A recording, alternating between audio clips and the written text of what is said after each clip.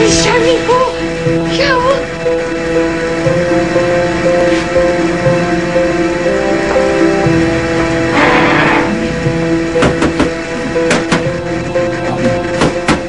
Buisit na TV to? Kailangan ko siyang puntahan. Kailangan magkita kami ng Prince Charming ko.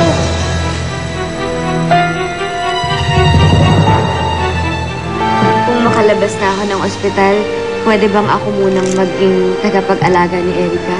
Alang-alang na rin kay Rosalinda. Kailangan mahanap ko ang babae ito. Saan ko siya makikita?